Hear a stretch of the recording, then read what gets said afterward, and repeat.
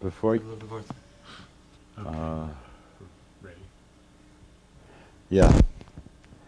So I said to the Rebbe, I want to do Mesiras Rotzen, and he said Mesiras Rotzen is tight. The Rebbe Shalom doesn't want that. And it's more nachas if you do it with your Rotzen, with your heart and your mind and your feelings. I said, but you see, I want wrong things. He says, you want more good things than wrong things. So Rebbe Shalom will come out on the good side with that. And that basically what his response was, and that was at Yechidus. You can imagine I walked out of there feeling both, on the one hand, chastened a lot, because man darf schleppen im Wagen, darf mich schleppen im Wagen, you know, and at the same time saying that you can't give up responsibility, you have to do it, you know. Bechol tekef ois, you have to do it. Bechol tekef ois. I'm in New Bedford. It's about 2:30 in the morning. There's a telephone call. I could hear Herschel Fogelman. I could smell the schnapps through the telephone. He says to me, Zalman, gedenkst?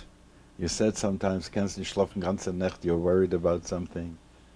I want to tell you something. The Osid isn't here yet. The over is already gone. All you have is this very moment. In this moment you can do Bechol Toike voice. You hear? Bechol Toike voice. And hangs up the telephone. He was in the middle of a Farbrengen, you know, and he had this Yetzia Pnimius, and it came out in this wonderful way. And I remember that too, you know, it's like you hear sometimes a word like this. Bechol, this moment you can do Bechol Toike voice.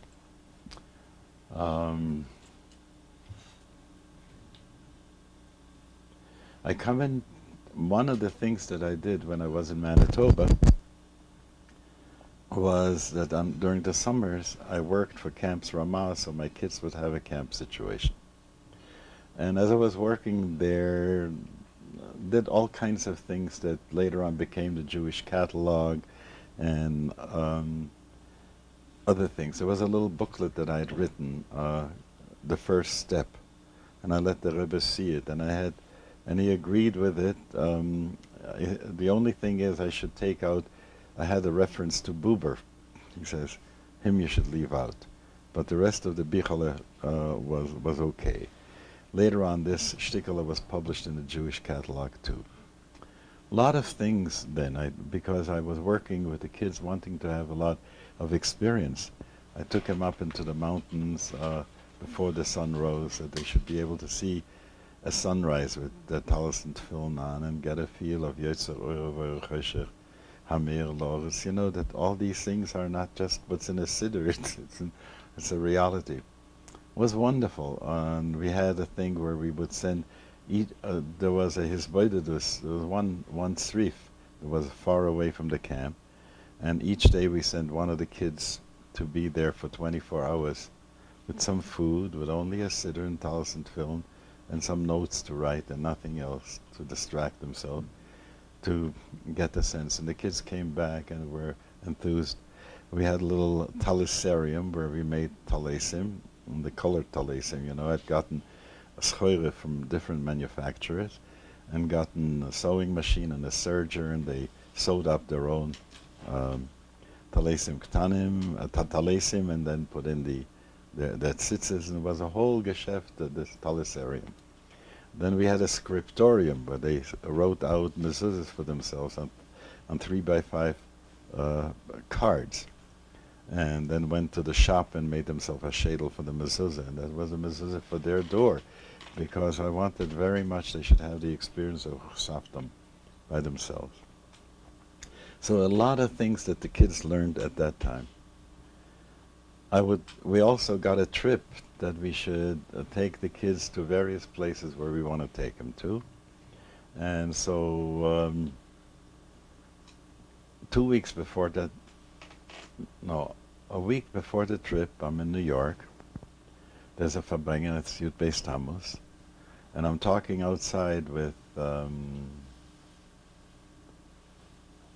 Neil Rose from Winnipeg, when Avram Weingarten comes running out and says, it was during a time they say L'chaim, that the Rebbe asked me to come and say L'chaim. Reb Zalman. So, and then Avram tells me as I'm walking in, the Rebbe says, Efshe is gegangen for a retreat, Efshe is gegangen for a meditation. You know, they had my number there. So I come in and the Rebbe says, Reb Zalman sagt L'chaim for a retreat und sagt L'chaim zweimal for the meditation. Und Capo Grande. So sort of an 8 ounces of vodka, and I say L'chaim, and he looks at me and doesn't answer. And I drink it down, and take the second cup and say maybe he'll answer. No, L'chaim, L'chaim, and he still keeps looking at me and doesn't answer. And I put down the second cup. He says, "Why don't you drink?" I couldn't contradict him. Hey, you spaced out, you know. And I drank, so I held out the cuss, and they give me some whiskey. And I took this one down, and it says, and now for this was for the retreat, and now for the meditation. And I hold out my cuss, and this time they give me wine. There was no more around the neighborhood. I make a priagof and drink this down. And then he goes with his hand. L'chaim soll doch mal guten Retreat, na guten meditation. Yai, dai, dai, dai, dai, dai, dai. And the whole place explodes to sing. And the bombs go off in my head, and I start dancing like a meshuggah with the with that heavy load of alcohol coming on my brain. And sure, 2 weeks later, I meet Timothy Leary, and a whole geschäft as to how I met him, and we agreed that the week afterwards he would take me on a LSD trip. So just as I'm going under with the LSD, I see once again the Rebbe saying, L'chaim, das doch mal guten Retreat, das doch mal guten meditation. And off I went. And it was a remarkable experience. I was interested in that because I had read a great deal about it. I wanted to know, what about those states of being, you know, a chutz, when it came to daven and his oneness, I didn't know that these states elsewhere existed. I was very much interested in that. Furthermore, I also wanted to know, there are going to be a lot of kids that I meet in college and so on and so forth who are going to want to know what this is all about, and I had to experience it. It was a remarkable experience. I just can keep saying this. I wrote this up in some place, and if you want to read about it, you read about it. That, when I got off that, a friend of mine who had taken me to the place took me back to New York, and I wanted to, while still being under the influence of that, wanted to see the Rebbe, because there is something very interesting when you see a face and you can see the slight fluctuation in eyes and in everything else. You almost have a sense you can read a person so much deeper and better. And it had a sense to me that, yeah, that was a powerful thing. People asked me later on, if it was so great, you know, how come you're not a tzaddik gomer afterwards? I mean, because it's sort of, some moments were atzilic moments, you know, you go very high. And you come as vayagiu charemovis is another part of that experience. You feel you're dying. You're going through all your gilgulim from before. And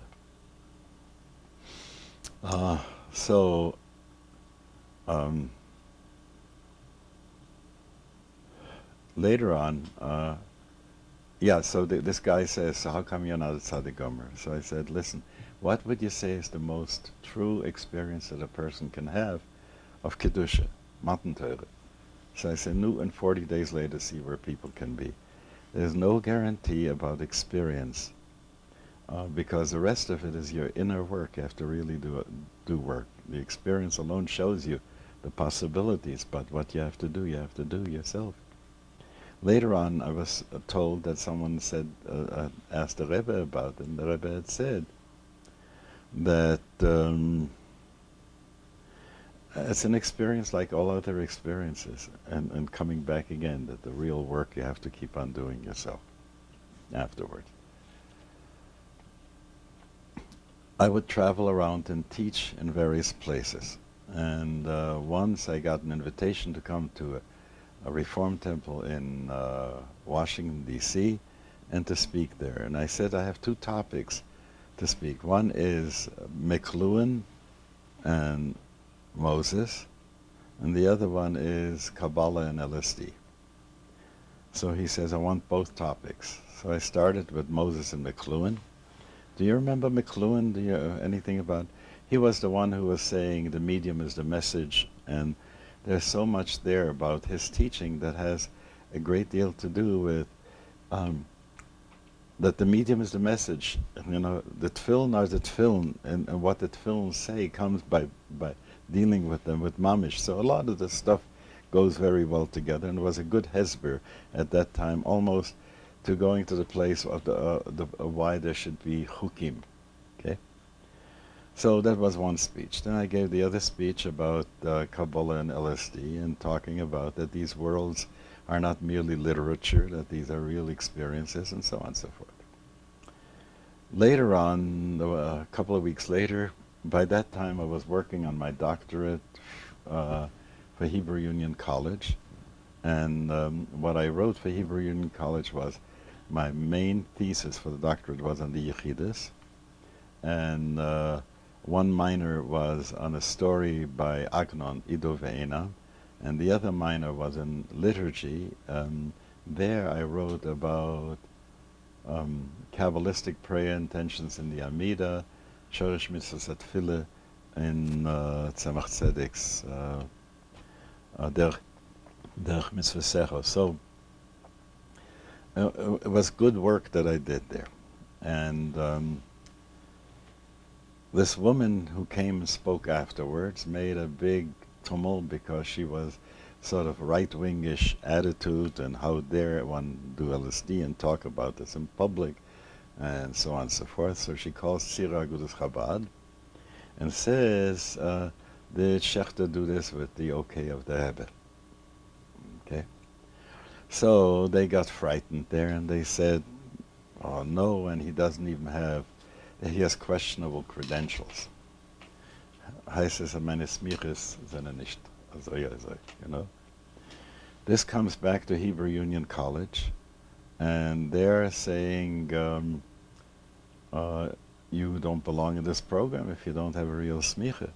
So finally, you know, I produced the smichas that I had, and said, what do you mean, you know, this thing? But you can understand how it hurt me. It was like I wanted to say, at least you have from Tzira Agudas Chabad. You could have picked up the telephone and said, Klappe Chutz, we have to do this, you know. Asach Banarish, you talked about that. But, you know, this was like cutting me off completely, and that wasn't so happy. So I went and wrote about this to the Rebbe too, and I didn't get an answer, and that soured me a lot. Okay. By that time, I'd gotten my doctorate, and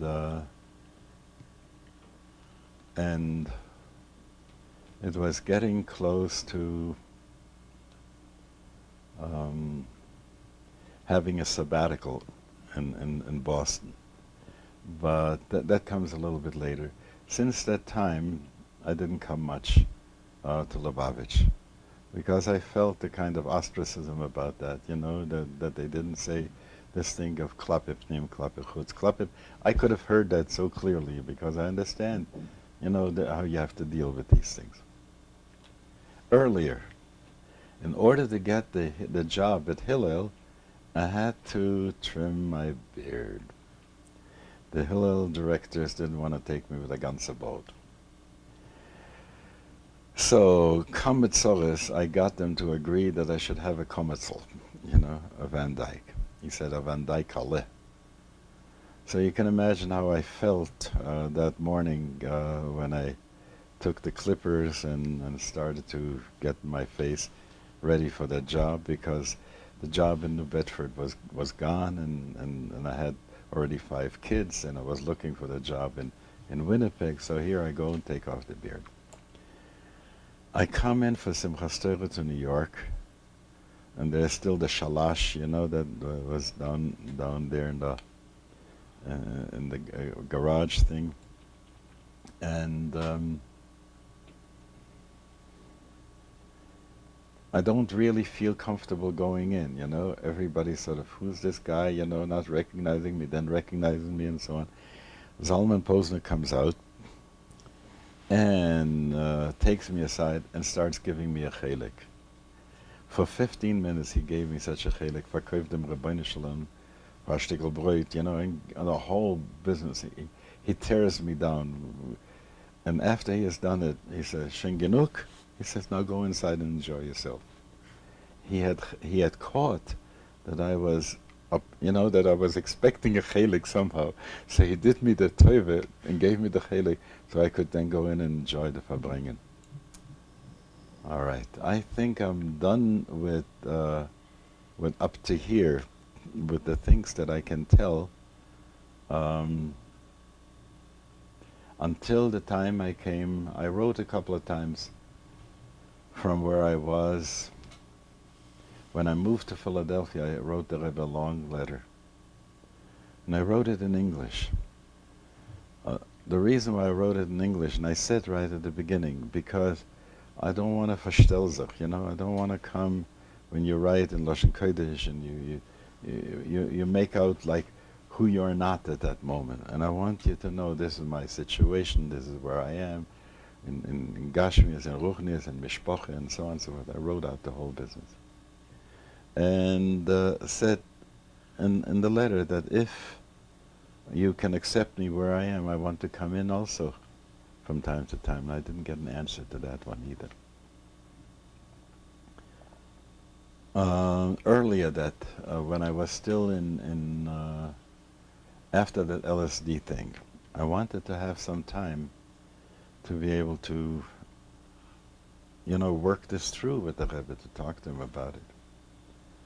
So I said to the Rebbe, I would like to have a longer yechidus once. Could you be kurveya for me a time for a longer yechidus?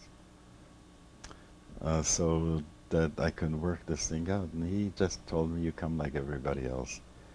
In other words, you don't expect any of the extra time. And I felt that I had been going, you know, pioneering in a direction that needed some birur. And I needed the time for the birur I didn't get. So there was an accumulation of stuff that after a while it just felt, no. Nevertheless, I didn't get an answer. I still came in for Shana Rabbah to stand in the line for Lekach.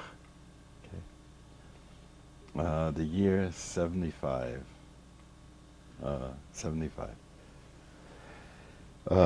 Standing by the door, and you know the line moves closer, and he gives you the lekach and says, gives a broche, and just two people before me, the line stops at this point, because the police officers, the police chief and all these, they came with their uniforms to see the Rebbe to get lekach, and the Rebbe was saying, make sure that there will be no parking signs over the length of this thing, so that the police cars can come on Simchas Torah with the Jewish policemen to have an aliyah.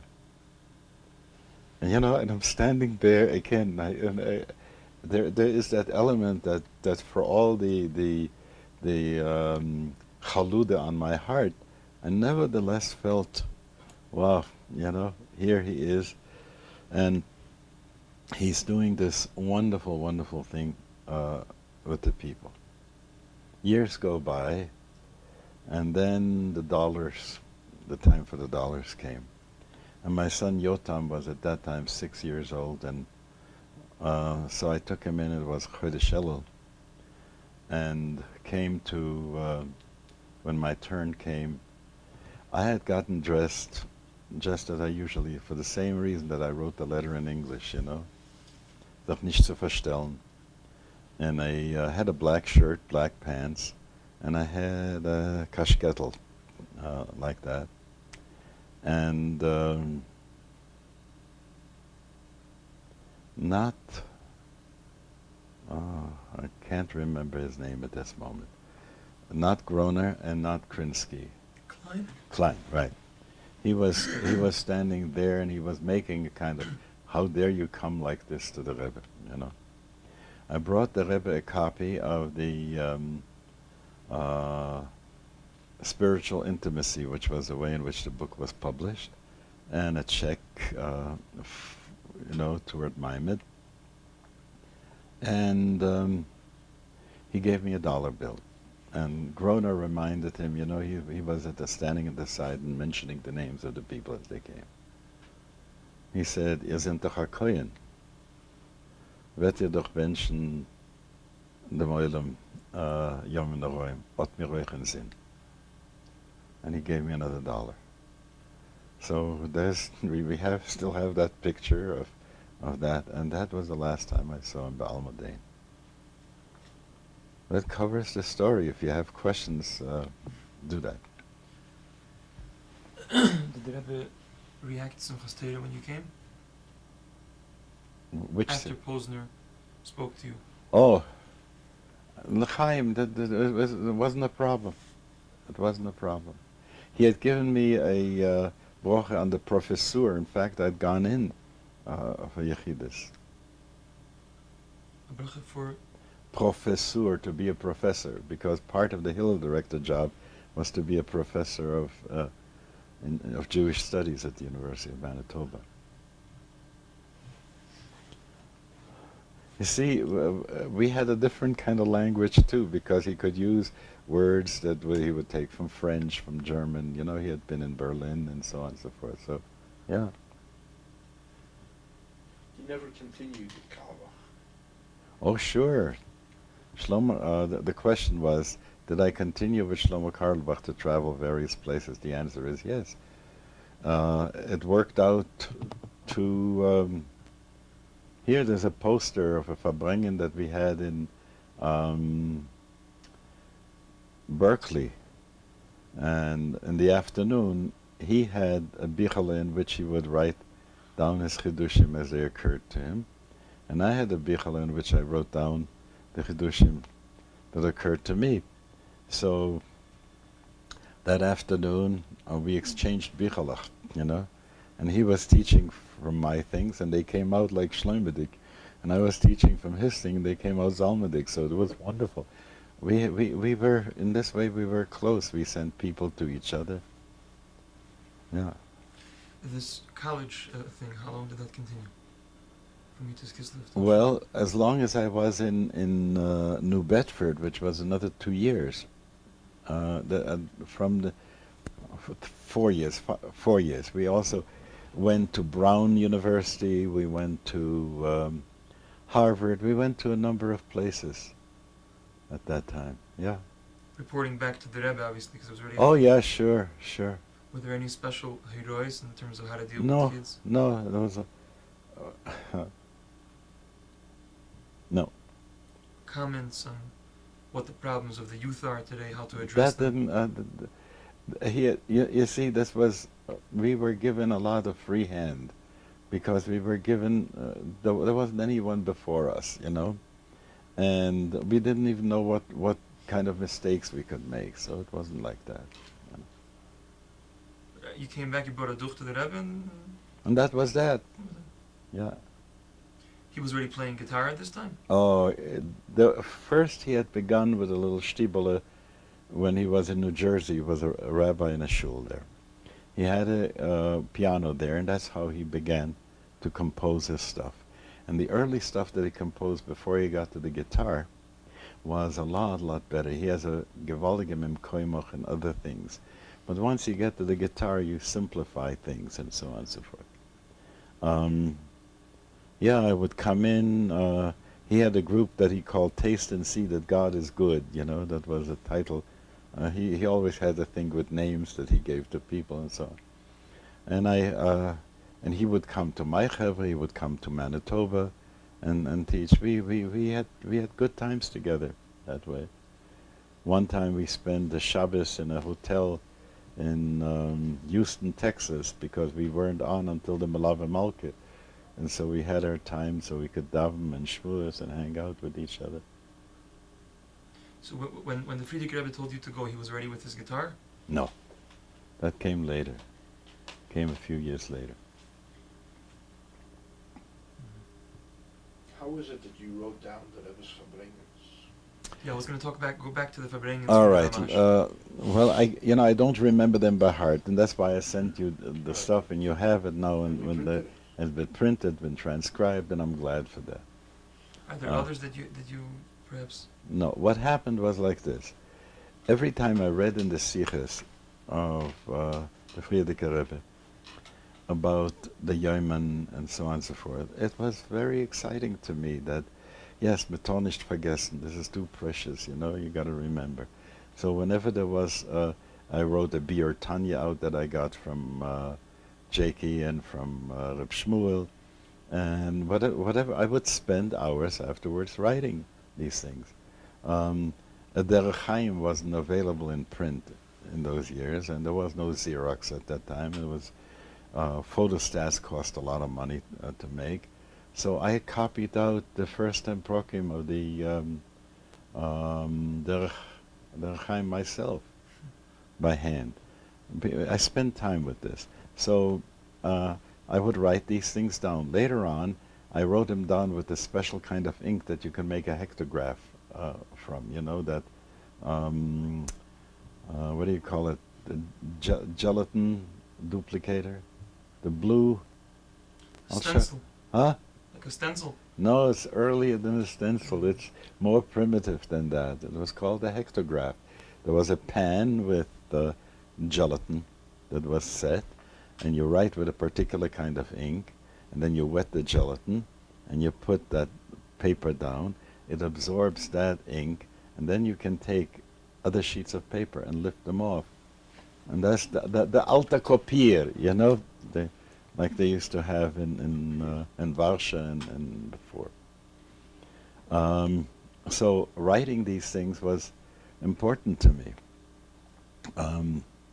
Those Farbrengens that I was present to, Farbrengens were always, the thing that I lived with most, when we would run away to Farbrengen with Jakey, and Rav Mentlik would be Bruegges with us, and he knew that we, as a Yom the Pagre, we're going to go to wherever that, in Flatbush, there was the Stiebele where we would go and have the Farbrengen.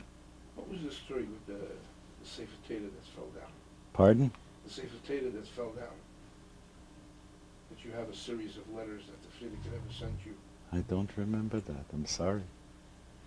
You showed it to me. Yeah, and I don't remember.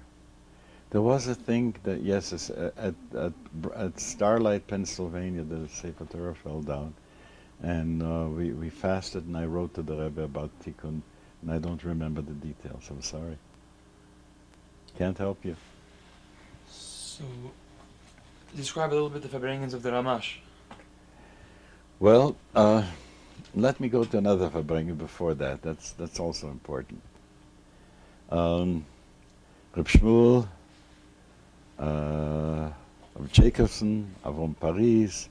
I think Avram Axelrod was there at that time too. It's just wonderful Farbrengen Thursday night. And mittendrin of the Farbrengen, Reb Shmuel chides us and says, "Was davent ihr nicht?" Was davent ihr nicht? Ihr davent nicht. So I said, I took some schnapps, a gesunde bisschen schnapps, drank it down, said l'chaim, and said, well, one of the reasons why we don't daven is because you never tell us what you do when you're doing daven, you're davening. Why don't you tell us? We'll listen. What do you do on the inside when you say those words? So Reb Shmuel got Bruegges. Auf einen Fuß soll das sagen, Then he says to Jacobson, du sag ihm. So Jacobson gets also Bruegges. He had this kind of, so Avram Paris says, doch aber gerecht. So Jakey says to him, du sagst du. So Avram Paris took a gesunden Schnaps and started to talk about from Hoidu bis just he came to the Shemoneh, what he's doing. I can't reproduce it right now. And then when he came to the Shemoneh, he said, was ich tu noch Gol Yisrael will ich keinem nicht erzählen. you know. It was so impressive. It was so learning, like a chassid, taka wanting to be open and to share these things. It was wonderful. Charlie Roth can tell you a lot more about the Farbrengens, the first Shabbos Mevorchim Farbrengens with the Rebbe Ramash before the time of the Messias, because it was his father, Meir Roth, who was a Gabbe at that time of the Shtibel, and the Rebbe had said something, the Rebbe, Rabbi Yosef had said something about making Kiddush, and Meir Roth said, and I don't remember the protim, but something like this, I'll be glad to do it if you send your son-in-law to teach us, the Farbrengen. So that's how the Farbrengens began on Shabbos Mevorchim at that time. And he can tell you a lot more, Are you ready? Where was the wedding?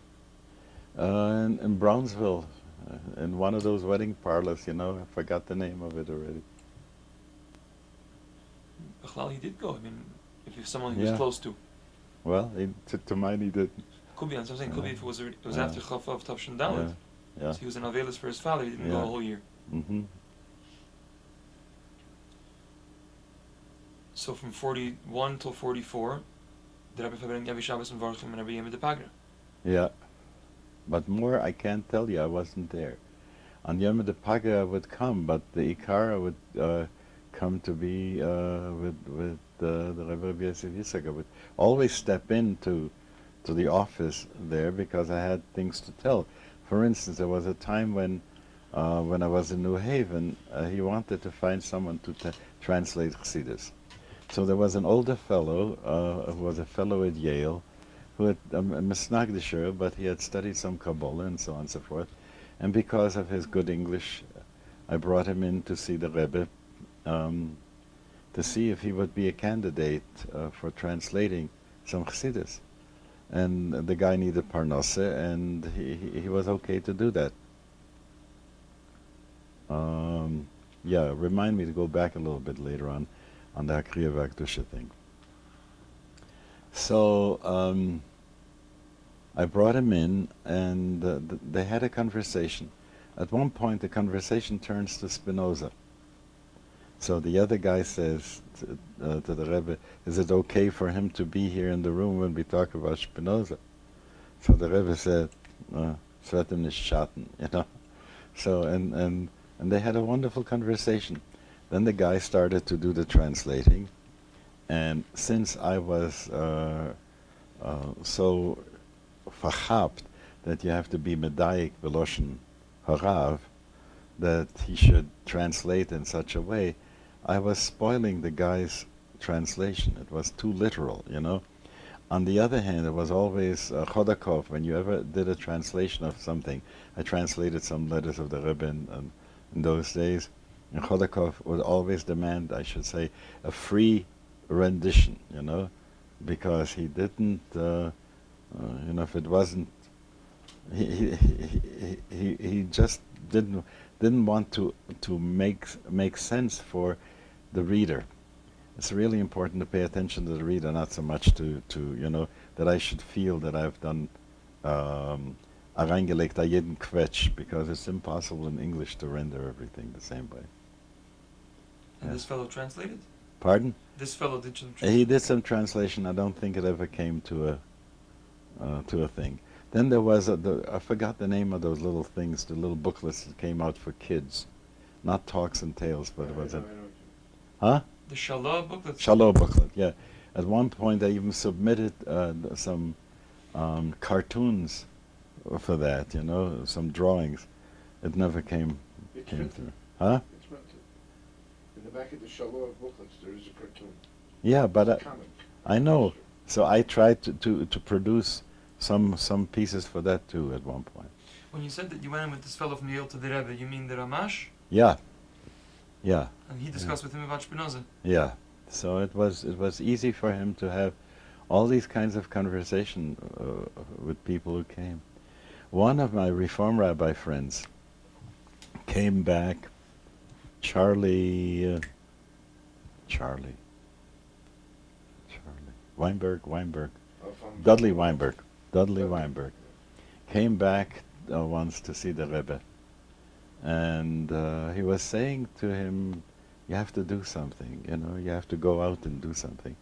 At one point he asked him, should I stop being a Reform rabbi? He says, no, you stay where you are, you do what you do, but do something. You're a soldier on the battlefront. Right? But then he said to him, and why don't you say to me, Schneerson, you are here, right here, open the door, why don't you go out and talk? That's how he gave him that kind of a challenge. These are wonderful little moments, to remember. You mentioned before about being able to discuss with the Rebbe different questions in science and Torah.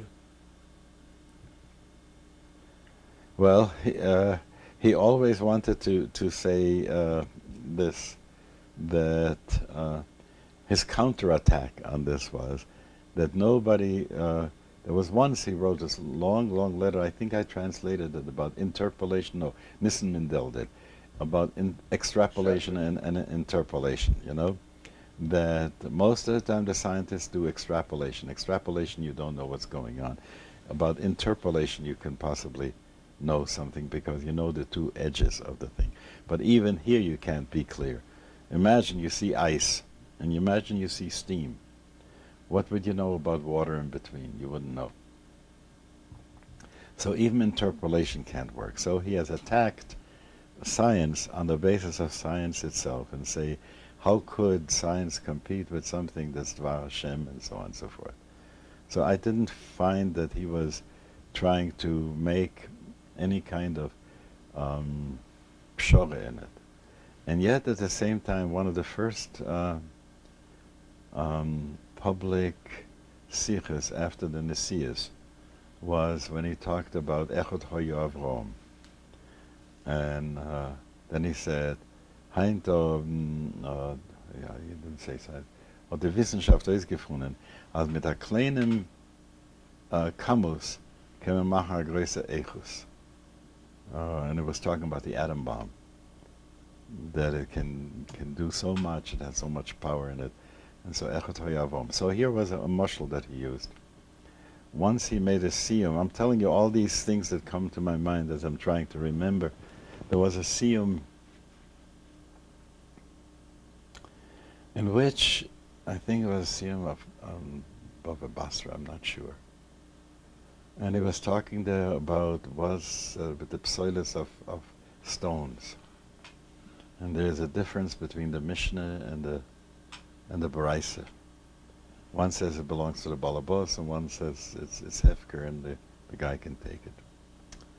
And after he went through all the shittas, he comes back and makes a simple distinction that El Yisrael, you build everything from stone. In Bovel, you build everything from clay. And that makes the difference between the Baraisa and the Mishnah, which was an amazing way of... It's all right. I'll go back so you can cut it out. So that to make the distinction that in Bovel everything is clay in Iraq, yeah, and in Israel everything is built from stone, that makes the difference between. So I was looking some very, how would I say, mitzias de gepshat for talking about it, and I was very excited about the fact that he was using such a derech, of klor lernen. Privately, you had discussions about science and... That was private, the one, yeah. Which one? The one about Shabbos and the cheshbon of the years and Bria Salem and so on, that was private. You mentioned you wanted to go back to the Kriya Vakdusha. Yeah, do you know anything about the person who was involved who was the editor of the Kriya Vakdusha? Aaron Levitt. Huh? Aaron Levitt. I know of somebody by name of Hirsch. And this Hirsch wrote under the name of Moose also. H.A. Moose. Huh? H.A. Moose. H.A. Moose. That's the Bible Unauthorized? The Bible Unauthorized. And that this person would come to the Rebbe with all kinds of nevias and so on. There's a woman in Israel who was his secretary at that time. Let me see if I can remember her name. Esther Herman, and she lives in Yerushalayim. And if anybody can get the story about Hirsch from her, that would be interesting. This was the Friedrich Rebbe or the Rebbe? With the Friedrich Rebbe, because he would come in, talk with the Friedrich Rebbe, who gave him the thing to write, to be. He wrote almost every piece of the Hakriya Vekdusha, brought it into Rav Simpson, and Simpson can tell you more about it because he knew the man. And they published it and they sent it out, and always it would never come out exactly on time when it should come out. It would come out later. But then in the later years, the last few years of the Kriya Vagdusha, there was always this element of reading those oisias that were oisias poches was another thing, but there were oisias on the masthead of it. Huh? On the Sharblat. On the Sharblat. And then later on he would put this into words, and the words didn't come natural. It was like somebody had reingequetscht to make it come out that way. So anyway, that's that. But he was a mysterious person. Was the Rebbe the Ramash involved with the Kriya Vagdusha at all? I don't think so. I don't think so. I don't know. I've heard from a few people that saw different translations of Maimorim that you've done. Label Wolf in Australia, for instance. Yeah. I mean, did the Rebbe know about this? Did you? Oh, sure. Everything that I did in that way, I sent in. Why did you do it? What happened to it? Because at one point, I had done the Hayoim Yoim. Nobody had done the Hayoim Yoim before me, and I mimeographed it and I sent it in and so on and so forth. Somehow it didn't come. There was one article in the Yiddish Haim on Kriya Shema Shalamita that was published only a few months before that Maisa with LSD came out, and there they quoted, they say this is an article by Harava Tomim, and then they said questionable credentials afterwards. So it just it still rankles me, I say every night Harini Moichel and I'm Moichel, but it still rankles me to some way. That time. So you translated the Kutateri because you wanted to print it, or the Rebbe asked you to? No. I felt. Listen, when I deal with students, and they're asking these important questions, and where is faith and where is reason? And this mimer, the V'yodaita in Likutei Torah, is so beautiful and clear, and says from a malakal almin you don't need to have emunah. A malakal almin you can go with seichel. And your lamala min adas, you have to go for seviv kol almin, and that's where Emunah comes in. That's a wonderful thing. When I realized such a thing, I just made it available to people. That was the most important. Let's see, in Meshakelo there was a mema from Torah which I translated, and I sent them out to whoever I could.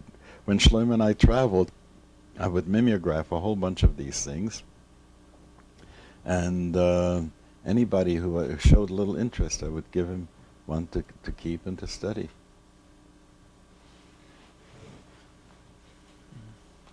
But you translated the Hayom Yom in English? Yeah.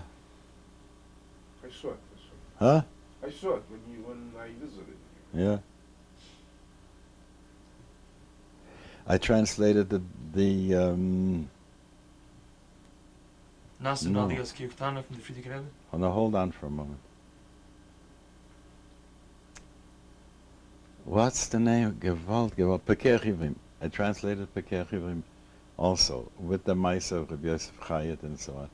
So everything that Rabbi Yosef the Balagole, and there, everything I translated, I sent it into the Rebbe. I still have some, may find a copy here. Did the Rebbe edit or anything? No, not these things. The Yiddish Haim he edited? Yiddish Haim he edited, because I had a story there of how the Baal Shem got the Shem of Kitzur HaDerech, a story I heard from Beryl Baumgarten, and had a whole yichus, that story, and I published it in the Yiddish Heim. But in the end, when I describe how the Baal Shem Tov is grabbing his hand, to take away from him the Shem of Kvitz Saderech, the Rebbe didn't like one of the words there, and he made me change one word. So, yeah, he was micromanaging a lot of stuff. I mean, take a look how the Hagoyas, the Maramikoimis, everything. It was amazing.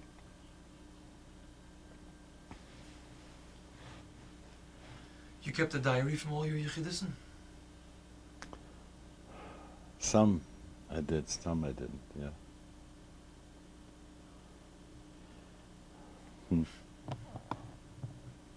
You know, huh? You'd like to have the diary. No, mixed well. Yeah. I mean, not obviously not private things, but No, listen, I've given whatever I could. I've given you, I've given you. It takes me through a whole Indian, to go through and to think about the times and where I was and so on and so forth. Yeah. In Jewish history, what do you see the Rebbe as? Hmm. In Jewish history, what do you see the Rebbe as? That's sort of a big question. The first thing that I've been saying to people who are telling me about what's this business with Mashiach, I would say that in most of Jewish environments, Mashiach wasn't taken seriously. It was because of the Rebbe that people began to talk about Mashiach in a serious way, because if you talked about messianic stuff, they said, a Hebrew Christian, a Jew for Jesus, something like this. They couldn't understand that a Jew inside of Yiddishkeit should talk about Mashiach. So I say that's a very important thing, But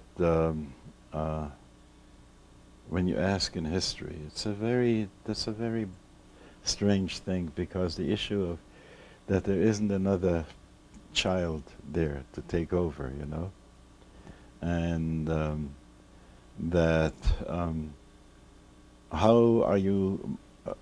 Should you deal with this? On the one hand, you want to have the kesher because it's the only thing that you've got left, and to be able to say he's the Nasi of the door. He used to say about his father-in-law that he's the Nasi of the door. And Biz Mashiach would come in, all that thing you can say. But when it gets to the place of a kind of Trias HaMesim and a kind of Hafroze that's there, it's very hard. I won't tell you a name, but one young guy who learns in one of the Chabad yeshivas calls me the other day because he wants to find out what have I got to say about a memutza. How could a Rebbe be a memutza? There couldn't be a memutza. Isn't this like Christianity? So it took me a while to talk to him what's the neshama kloli is, and what is, that everything goes through tzinorot and so on and so forth. That, if you want to say, is Bria Yetzir, is as a memutza? This is the way Shtalshalis goes. So you have to understand that if you want to have dveikus with a tzaddik, this is the way in which you go and do it. But it's hard for them to try and understand it, because you have the hafroza that comes from the people who want to make too much out of that. I don't know where you stand with this ASIC. You've had your own geschäft with it, I'm sure. Yeah. What do you see in terms of all the Rabbeim that were before? Those of Baal Shem Tov? I once talked to Chodakov about that, and he had, I loved him so much. When I was a bocher and I wanted to have a talis for Birchas Koyanim, I always asked him for the talis because I wanted to be miskasa with his talis. I had a crush on him, But then one night, after Yechidus, I'm waiting. It's about 3 o'clock in the morning. I'm waiting there, and Chodakov says, "What are you waiting here for?" I said, "I'm waiting to walk the Rebbe home." And he gave me a portia. how dare I think that, that I'll walk the Rebbe home is not my Geschäft, and wie komme ich dazu? I had this sense, when my Yosef Yitzchak was born, I even wanted to give him up for adoption to the Rebbe. So that he was born, Yechayenu miyamayim v'yom hashlishi kemenu, and I had a sense of family. On one day, it was before Mother's Day, I'd been in New York, and I asked the Rebbe, how would it be if I were to bring some flowers to the Rebbeson for Mother's Day? And he says, you do what your Hergish says, So I went and I bought some flowers. I didn't have much seichel about what kind of flowers to get. I bought these tall flowers. It's not the best thing to bring for Mother's Day. And I brought it to the door, and there was a black lady who came out and took them, and I didn't get to see the Rebbeson. But I had that kind of chush that since there isn't that kind of family thing there, what can one do to bring that in? Yeah. Anyway, I don't know what else I can answer you here. I wanted to have a closer yachas, of course, because my sense was that. All right, I'll tell you this one. I didn't feel like telling before. The last Yechidus I had with Rabbi Yosef Yitzchak, with the Friedrich Rebbe. It was after I had given out. My wife and I had made about 150 kreplach. Erev Yom Kippur. And we went around to the Balabatim and gave them kreplach to have for Erev Yom Kippur, for the Suda. A doctor's wife calls me up after Yom Kippur and tells me that her husband for the first time fasted on Yom Kippur. And she asked him why. He says, how could I not fast after having had kreplach? So I told the story to Meir Greenberg, who went and told it to Rabbi Yosef Yitzchak before I came to my Yechidus, the last Yechidus. And the Rebbe had said to him something, Otedos, meinich, asol sein arov in America. When he told him that story. And I came in, and I was so surprised that the Rebbe had sich gehoben, it's like the chair like this when I came in, and it floored me, and wasn't a thing, I didn't understand. I didn't understand what achrayisen, would come to me afterwards. But I have a feeling, and that's the end of what I want to really say. When Chabad people talk to me sometimes, wo bist du verkrochen, I say to them, you're a regular army, I'm CIA. I'm special forces, CIA stands for Chabad in Action. Huh? No, Gesundheit. But what I try to say, you go in the legit places, and I go to other places which aren't so legit, okay? But the other thing that I wanted to say is that I had a distinct feeling that I was thrown out of the nest. There was like a sense of, not that's not the thing, because otherwise I wouldn't have gotten that kind of smiling greeting when I came for the dollar bills and so on. But it was a sense of, this has to happen, from the moment on that Tzira Agudas Chabad did that I had to go my way. And that this was Bekivon. And that a guten Farbrengen, a guten meditation, this was Bekivon.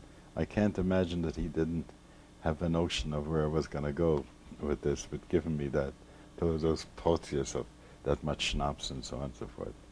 So I think that that's an important element. So, and I want to say it with this, that when you say that the opinions of this program are not the opinions of the station and so on and so forth, right? So I want to say that Chabad doesn't have to take responsibility, can take credit, but not responsibility. Credit is true because, Ada Yom, it's always for me that I say where where I learned and what I learned and how precious it is to me. But there is, when somebody says, what was your krivde where you broiges with Chabad was, I don't tell them the other stories. But what I do say is I graduated. It's a good school and I graduated, because I have a feeling that this is something that's going to happen to lots of people now in this period of time.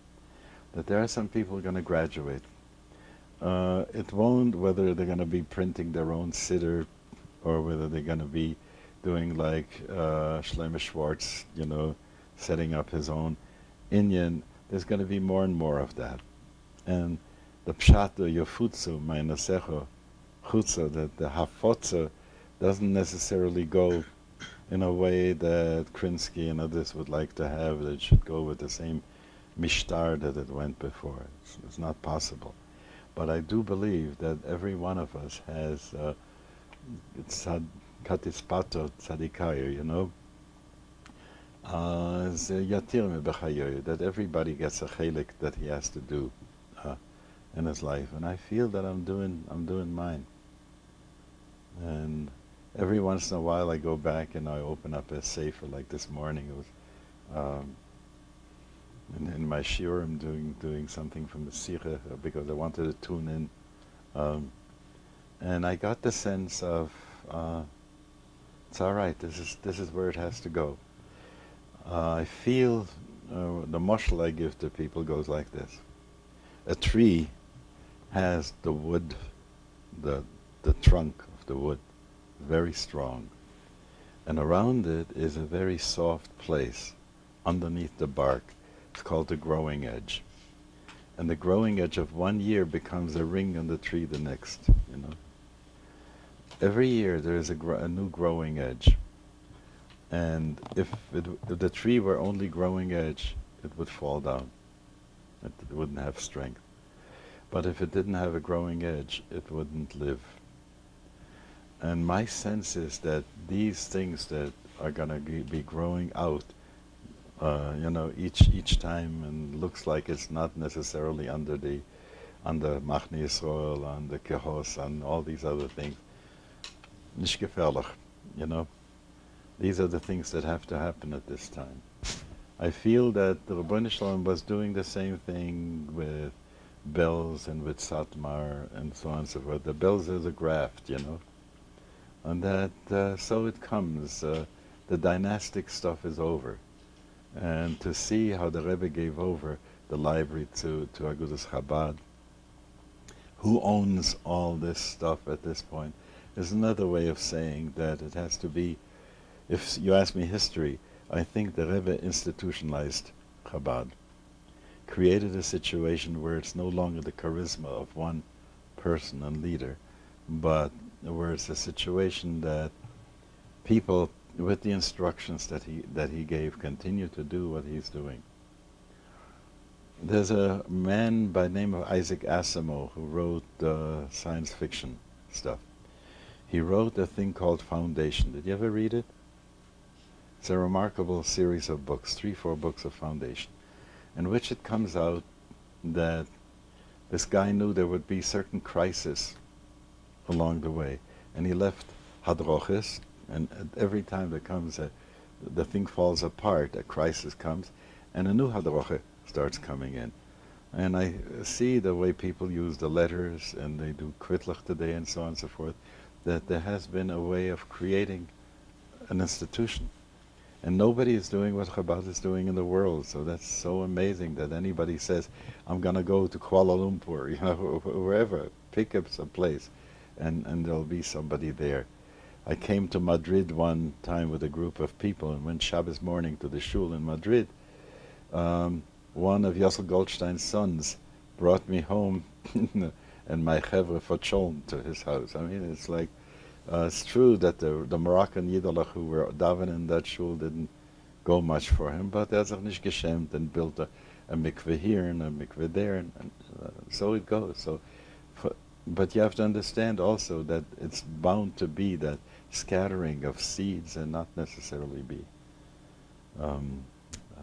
part of the corporation. Why did the Rebbe tell you the L'chaim for the retreat and the meditation? What prompted that?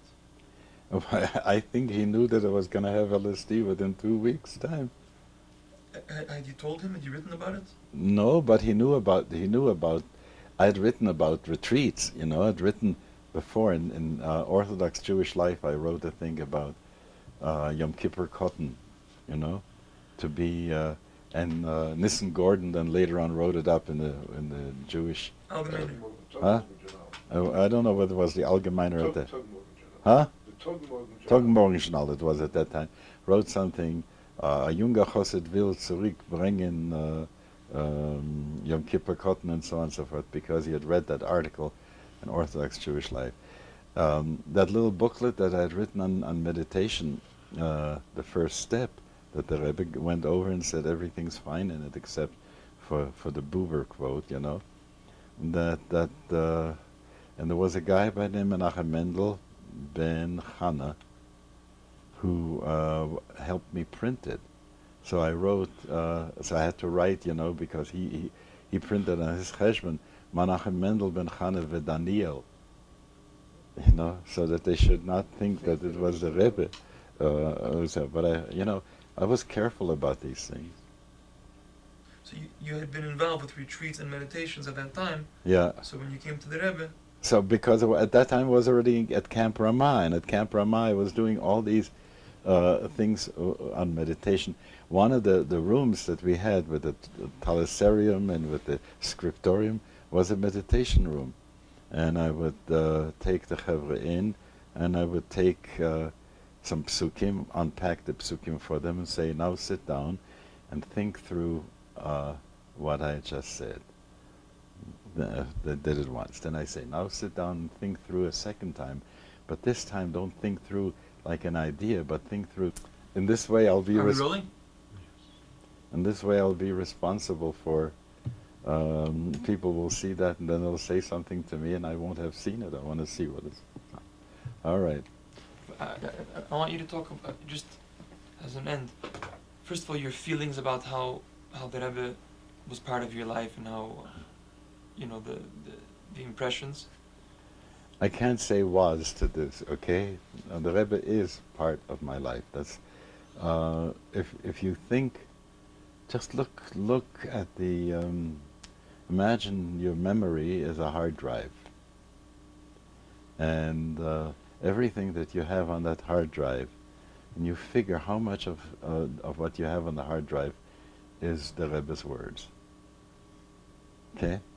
So you will see how much of your consciousness is invested there. For me, that's a very important part. The one thing that I had more trouble with my heart in relation to the Rebbe than with my Rotzen and my Kabbalah soul and a certain kind of appreciation that I had, but my heart was with the Frierdiker Rebbe. That comes from the way in which he was using the Chushat Tziyur. Very seldom when the Rebbe Ramash would tell a Maise, that he would tell a Maise sort of ausgezeugen, and he would say, like the Sipur, and so on and so forth, and he wouldn't elaborate that much on. When I look back at the time when I heard the Pesach Dike Siches, Tovshin Gimel, they were all, I was present when they were coming down. And you had to stupsach there, because they were so barely to hear. There was no amplification, of course, on Yontif, so you had to hear. So, and a jeder wichtiger Wort mit Klarheit, and so on. So we would just always talk in great detail, and it was feeling that came out. I was there when Zorch Gordon was singing the Beinani and was singing it a little fast, and the Rebbe gave a patch on the tisch and said, Mi bikish das beyetchem, wie kannst du das singen, da in der Halsstelle mit dem Kopf dorten? Der Nigen ist bei mir zu teuer, das aus dem Kalje machen. Sing noch einmal. Langsam. And you, with the Shiver and Lev that he then later on sang, the Nigen, oi, that the Beinani come out. So these inyonim that had to do, That's why, for instance, I look at the Chassidus of the Rebbe Maharash. I translated the Yonossi. I think you've seen that too. I feel a lot closer to him because he was much more into the tziyur of things. When I learn the Chassidus of the Rebbe Rashab, I really have to carve out time, because if you sit down for less than 3 hours, you lose track of a clean shtickle. You don't see the picture of where he's going. So you really different things. So this if you're saying where am I with that, that's where I am. I had the feeling that there was so much more that could have been done. When I read the way Simon Jacobson took the Rebbe's material and made it so that even non-Jews can read it, and feel the inspiration there, you see how much, how would I say, filtration has gone on already until it gets to that place that you can present it this way. I feel that the hours were long, the Farbrengens were long. It was sometimes very hard to say what's the begin that I'm taking away, because of the arichus, and somehow that it should deal with the Rashi, and so on. When there were so many dvorim hoim berumo shalolim, I felt that way, that I came for hearing something, and it felt to me that I had to wait so long until I got the gem that I needed for my heart. That was hard. It wasn't easy for me, okay? At one point, do you remember what the windows were behind the Rebbe? The colored windows. Way before, at the early time yet, when he would sit there with his back against the window. In the shalash or upstairs? No, it was in the shalash, but it was at that point built already. And there were those big windows, and the sun was coming in. No, there was just white at that time. They weren't yet colored. So I'm standing there with all the other people. We're hearing it, and it's not amplified as Shabbos Mevorchim. And at one point, he says, "Nu will ich erzählen the Meise." And just as Rabbi Akiva has the Meise there, that when he saw the people were mit Namneim on Shabbos, he said there was a woman who had 600,000 bekeres echod, and so on. Some people got woke up and so on. So the people start to wake up to hear the Meise, and he says, "Meises will to hören, you puffed, you puffed, Now that was after we had started 7 o'clock with Tilim, then done the davening. It's already 3 o'clock in the afternoon. The sun is shining from the back. People are hungry. Mishpachas are waiting, and he's broiges. So I wrote that Motzei Shabbos. I wrote him a letter and said, sometimes you need to have Saneguria even for a Rebbe on the Hasidim. So I'm here coming as a Saneger. If you don't want the people to fall asleep, first of all, you have to make opaque the windows behind you, because I strain to see your face, and the light comes in so strong that my pupils get small. They get big to see you, get small. So back and forth, I fall asleep. I can't help that. And if people want to hear Meise, so it pays to tell a Meise also, and that you have to take so much time to say what you have to say when the mishpachas are waiting and people are tired from a long morning. So I just want you to know this. Your Hasidim are good people. Wenn ich das Brügges have say, okay, okay. So in these things I had a certain kind of chutzpah, but that came from a love that I had for him, because I wanted to see his covet high and right. Yeah. Do you have a respond? Huh? No. No, these things didn't come with a response. Would have been nice even to say, Yashikayach, even to the point of saying, we'll do something about the windows later on, you know. I'm still going to talk as long as I want. It's none of your business, you know. But at least the windows I'll take care of, you know. Would have been a nice response. Anyway, the same way as I started with the Vihinoyam, you know, I want to say at the end,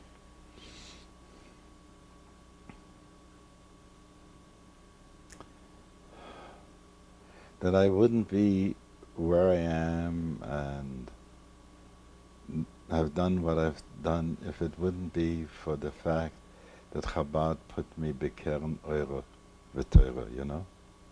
And for this I'm very grateful.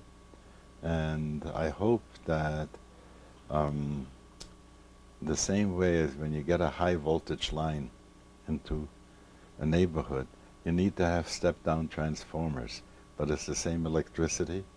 I hope that I have served as a step-down transformer for a number of people to get that energy and get that light. Amen. Bruchim to you. You mentioned that the Farbrengen in Marseille you wrote down. Yeah. Maybe you have that somewhere? Not available to give it to you quick. A guest is coming from out of town. I have to check on my son, see if he has still fever and so on. So I got to make it. I'm glad I was able to work this thing